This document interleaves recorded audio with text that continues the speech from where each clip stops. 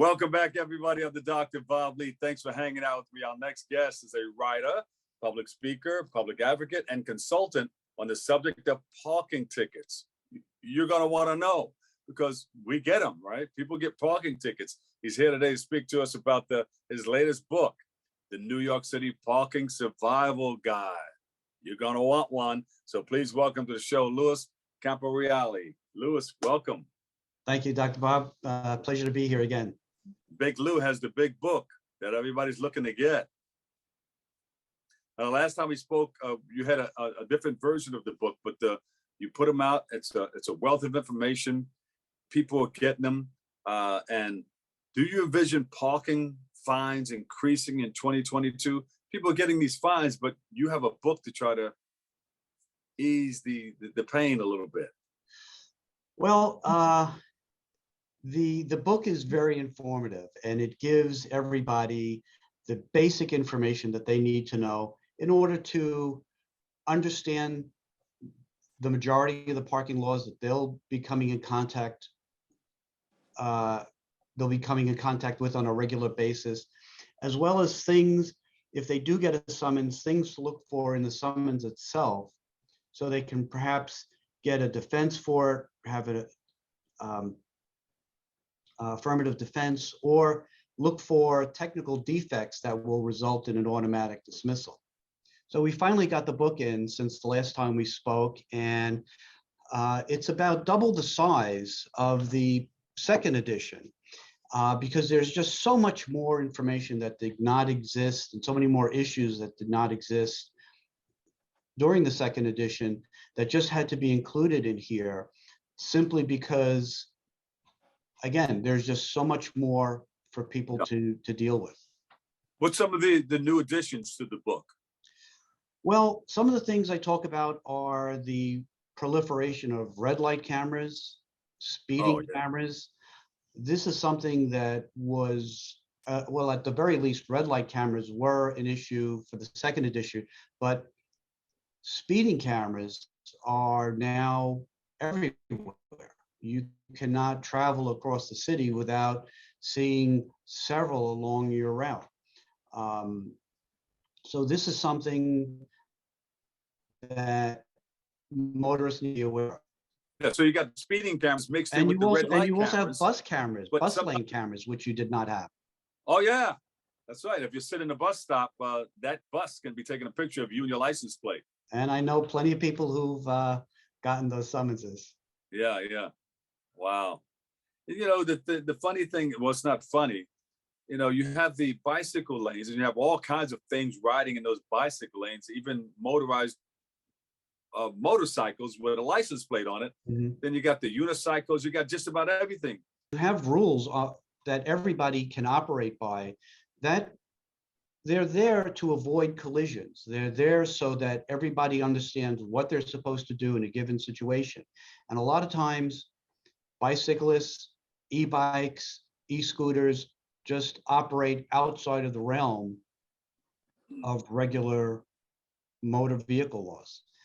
And a lot of times you'll always hear of when a car hits a pedestrian or when a vehicle hits a cyclist. A lot of times we don't hear anything when these scooters run into pedestrians. And that's an issue. They're basically unregulated and are just a swarm that pedestrians and motorists have to negotiate. Yeah, you know, sometimes you're waiting to cross, and the traffic is going one way, but with the invention of that lane there, you got to look both ways because a bike can be coming the other way also. If in fact they're using the lane, the cars are going one way. Right, and that's if in fact they're using the lane. As a pedestrian myself, when I'm not driving, of course, there are times where I have come this close to being clipped by an e-scooter or an e-bike, and these something going the other way. Keep going. Yeah. So you're saying that should be regulated also, but they don't have a plate. Do they put a little tag on the vehicle or what? All motorized bikes should have a license plate, particularly motorcycles. Those are regulated by the state. But the e-bikes, the scooters do not have any type of regulation. And during the pandemic, these types of vehicles, because people didn't want to take the train, were just proliferated. And now you're trying to get the mosquitoes back into the bottle, and Yeah. it's be very difficult to do that.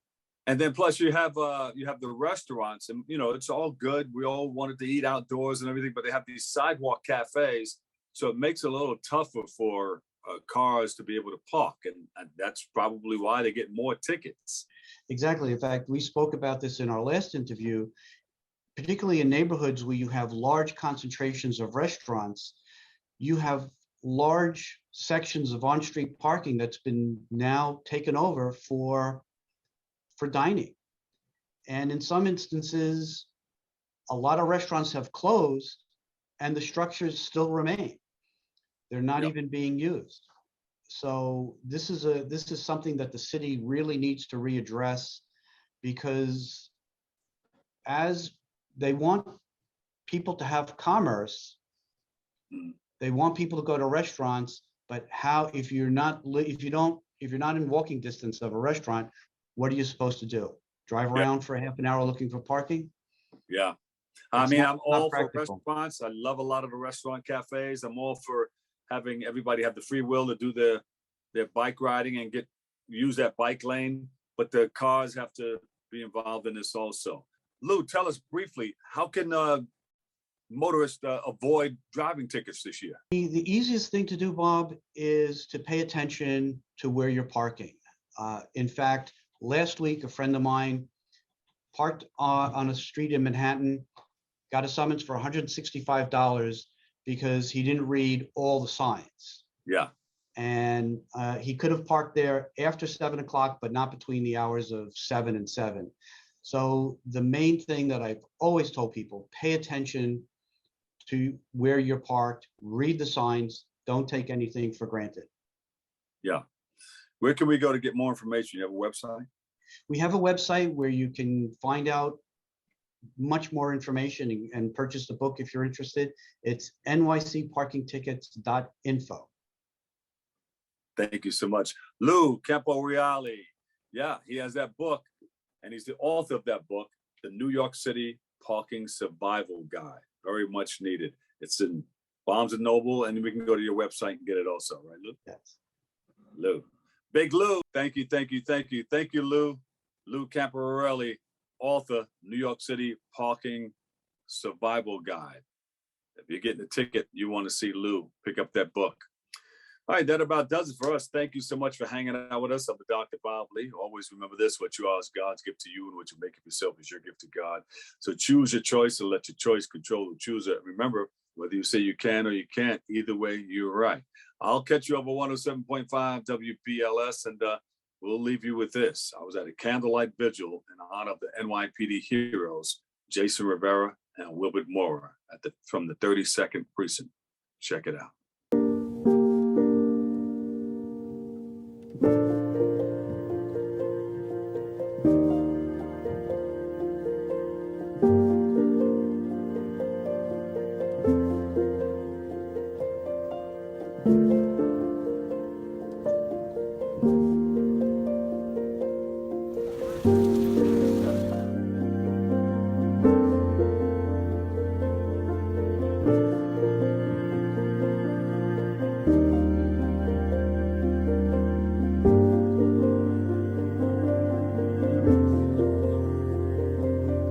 Parents can go to the market and get home safely. They show up every single day for us. And no matter where I am in the country, I'm praying for my